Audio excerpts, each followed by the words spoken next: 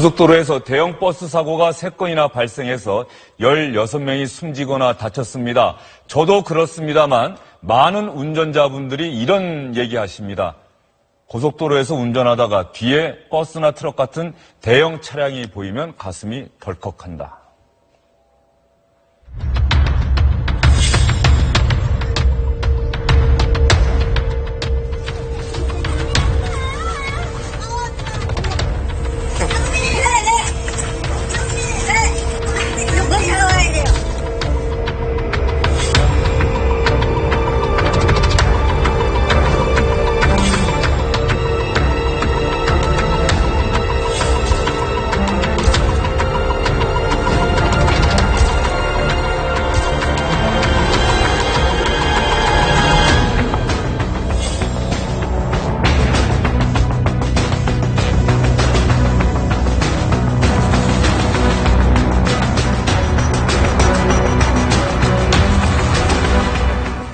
네, 좀 영상을 보면 또 가슴이 답답해지고 좀 무섭기도 하고 말이죠. 경찰의 1차 조사 결과 나왔습니까? 그렇습니다. 천안 논선 고속도로에서 난 사고. 네, 일단 가해 차량인 이 기사가, 버스 기사가, 고속버스 기사가 바로 전날까지 동남아 여행을 다녀왔다고 그래요. 그러니까 외국 여행을 갔다 오고 시차가 별로 적응이 안 된 상태에서 바로 다음날 운전을 하면서 사고가 난 걸로 나오는데, 일단 사고 개요부터 잠깐, 지금 화면만 봐도 아주 끔찍하지 않습니까? 마치 2달도 채 안 된 지난 7월 달에 경부고속도로 상에서 비슷한 사고가 있었죠. 그거하고 아주 비슷한 형태인데요. 그때는 기억이 납니다. 그 네. 버스가 마치 영화의 한 장면처럼 그 차량 위로 이렇게 부상하는 것처럼 보였는데, 이번에는 완전히 그 산타페 차량인가요? 산타페 차량을 뒤에서 그냥. 그렇습니다. 지금 보이시죠? 예, 지난 토요일 날이었던 2일 날 오후 4시쯤이었죠.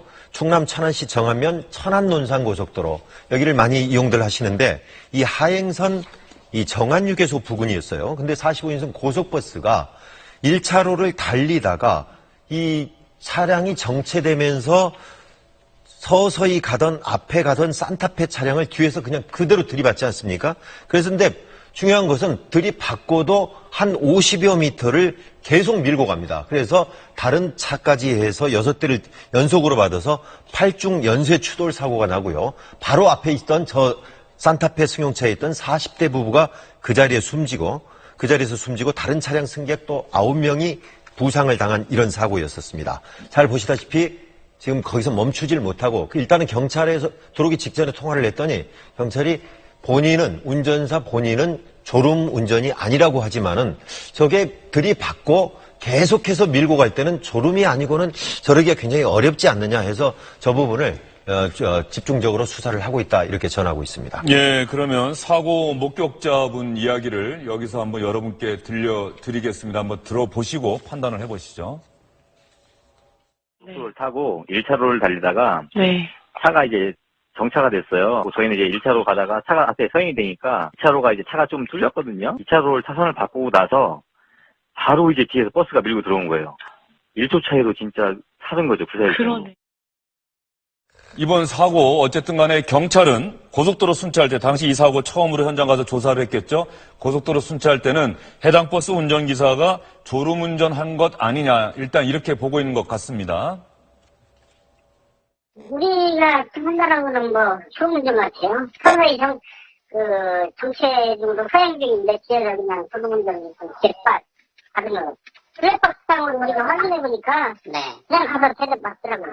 브레이크 밟은 흔적도 없고 핸들도 안 털었고 그냥 뒤에서 덮친 거예요. 네.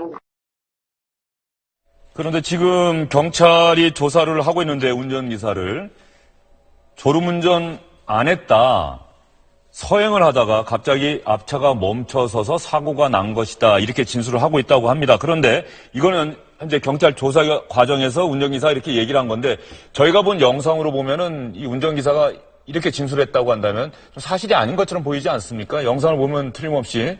그죠? 네. 서행을 한 게 아니잖아요. 네, 일단 졸음운전이 아니었다고 강하게 부인하면서도 사고 순간에 대해서는 기억을 정확히 못한다. 약간 좀 모순되는 얘기를 하고 있는 건데요. 지금 화면 보시다시피 일단 앞에 차가 서행하면 뒤에 차들은 당연히 서행을 따라하게 돼 있는데 그것도 아니고 일단 부딪혔으면은 놀라서 멈춰야 되는데 지금 뭐 브레이크가 고장난 게 아니라면 저렇게 밀고 갈 수가 없는 것이죠. 그래서 8중 추돌 사고까지 일어났는데 아무래도 이런 사건들이 여러 차례 과거에도 있었는데 처음에 이 졸음운전이나 이런 걸 부인하다가 나중에 또 시인하는 경우도 있지 않았습니까? 그래서 이번에도 좀 비슷한 유사한 사례가 아닌가라는 생각이 듭니다. 그렇지 않으면 뭐 브레이크가 고장났다라고밖에 설명이 안 되는데 그것도 아니라는 게 지금 경찰 조사 결과죠. 네. 네, 이번 사고를 보고 저도 그런 생각이 들었습니다만 많은 분들이 똑같은 생각하고 있는 것 같습니다.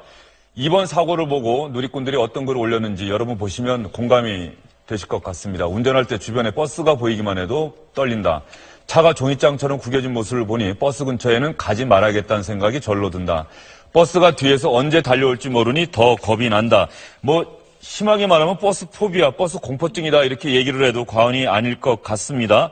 그런데 우리가 이걸 현실적으로 이런 사고를 과연 피할 수 있는 방법이 있느냐. 그게 사실은 문제 아니겠습니까?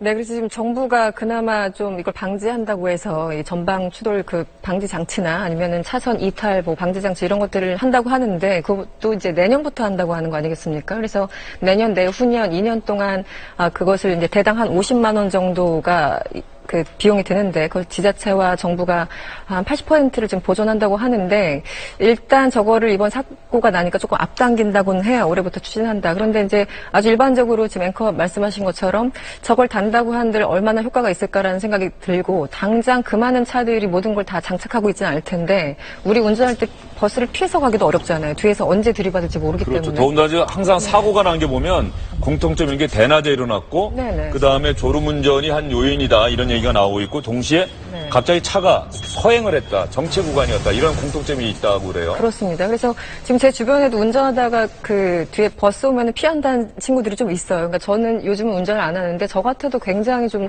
공포에 떨면서 고속도로를 달려야 된다는 그런 생각을 하게 될 것 같다는 생각이 들어서 어떤 기본적으로 좀 필요로 하는 것은 뭐 내년이 아니라 올해부터 당장 좀 어떤 버스에 장착하도록 좀 정부가 지원하는 대책이 좀 필요할 것 같습니다.